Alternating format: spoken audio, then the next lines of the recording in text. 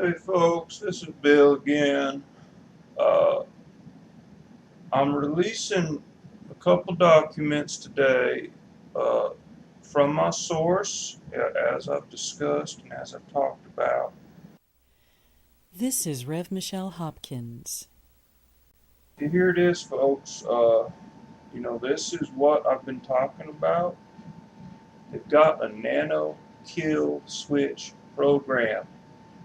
I've explained it thoroughly in a couple of videos, and I just want to reiterate again what this is. This is a program that was started in 1995. It took years to develop. I've had a few people say, Bill, how did they have this technology in 1995? Well, I never said they did.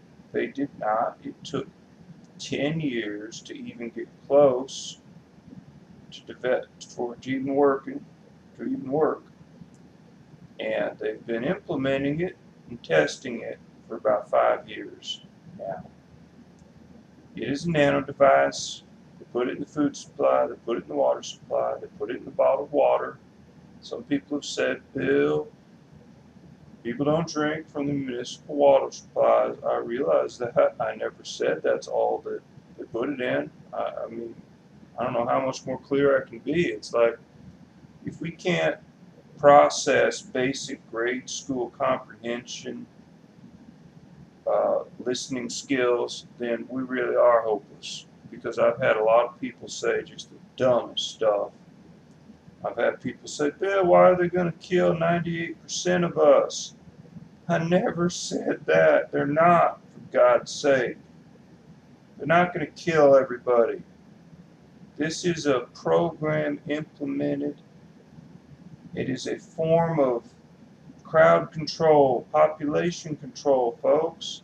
They don't want to kill everyone. Okay, when the economic collapse happens, they're not going to have enough troops. They're not going to have enough personnel, folks. So this is their plan. They got everybody infected with this nano device, which doesn't hurt you. For God's sake, I mean, I never said that. The nano device is inert. It has to be activated. Once it is activated with a drone, cell tower, radio transmission, it is activated remotely with a radio transmission, folks. I've said it 1,000 times. It's not going to hurt you unless they fly a drone over your house or they turn on a cell tower. And once they do that, you're going to have a flu outbreak. It mimics the flu, folks. Simple. So that's what we're dealing with. The documents are clear. You'll be able to see what they call the program, and you'll be able to see what the numbers are and where they talk about some of the water supplies that they're putting it in. So I've got the 2 documents. I'm going to upload them. You'll be able to click on the link and download it and view it. Now, as for the other documents, my son has them. They're at his house. Again, I've sent these documents to about 4 people who I trust around the country. So if anything happens to me or my son, all of the documents are going to be mailed to news agencies and mailed out. But here's the thing, folks. Y'all just kind of assume, well, why doesn't Bill just release documents? And then what? Who's going to believe me? Who's going to be listening? Nobody.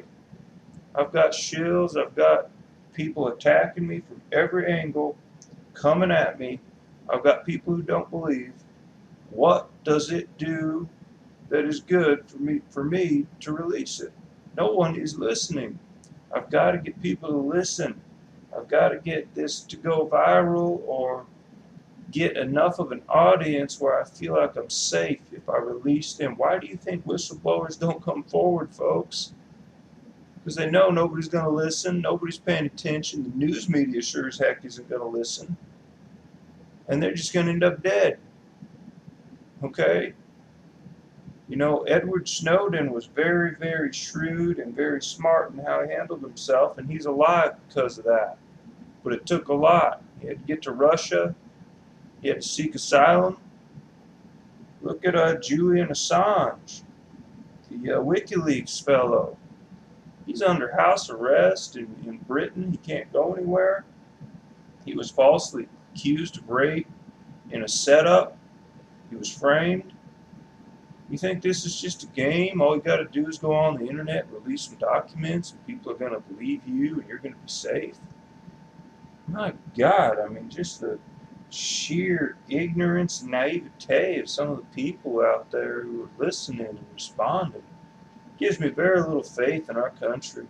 Very little faith that we have any hope at all. And just the lack of comprehension. People saying just stuff that makes no sense that I never said. You're like, Bill, how do they have this technology in 1995? My God. The program began in 1995. The research began then. Of course they didn't have this technology in 1995. It took 10 years to research to even get close. And some other folks have said, well, Bill, how does it survive your stomach? How does it get to... Do you think they haven't figured that out, folks? They got technology. They got the best scientists in the world. They've got technology beyond our wildest dreams. At Lockheed, at the NSA, at CIA, Black Projects, DOD. They got technology beyond your wildest dreams. And you're telling me they can't figure out how to develop a nano device that gets through your stomach acid? Okay. Yeah, I didn't know we were still in 1950s. I may be old and I may be old-fashioned, but I'm not that naive and stupid. I mean, this technology is very advanced. There's a couple people who said, well, Bill, why is it the size of a grain of sand? That's too big. A nano device would be smaller. Did it ever occur to you that the reason it's that size is because it has a protective layer so that it is not eaten by stomach acid?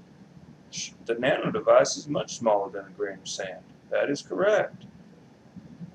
But it has a shielding around it. I don't know the specifics.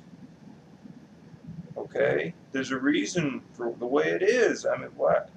It's like we've got all these internet armchair scientists that seem to know all about nanotechnology, and they say it isn't possible. Really? Okay. This is what I'm talking about, folks. I'm pissed off. My kids have been harmed. They're sick. Nobody believes me. Nobody's listening. What is the point? I mean, I can release these documents. Nobody's going to pay attention. Now they'll just kill me. Right now, I have some leverage. Right now, I've got other people who have the documents. They know that. They know that my audience is building. If they just killed me now, it would raise a little suspicion. If I just came out and posted one YouTube video, said, here's some classified documents, who would even see it? Who would even notice? Who would pay attention? You know, it requires public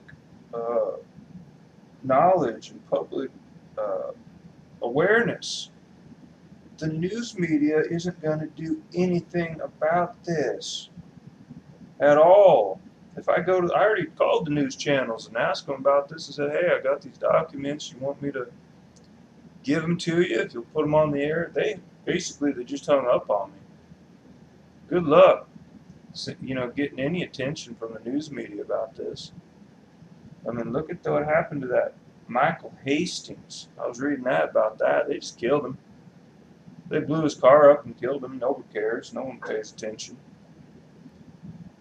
But you all are coming at me like, Bill, why don't you release documents, blah, blah, blah. Not that simple, folks. But you're getting them today. You can look at them with your own eyes. You can download them. The links are in the video. So here we go. I'm going to see what happens. Good luck. God bless. This is Rev Michelle Hopkins. Thank you for watching, and God bless you.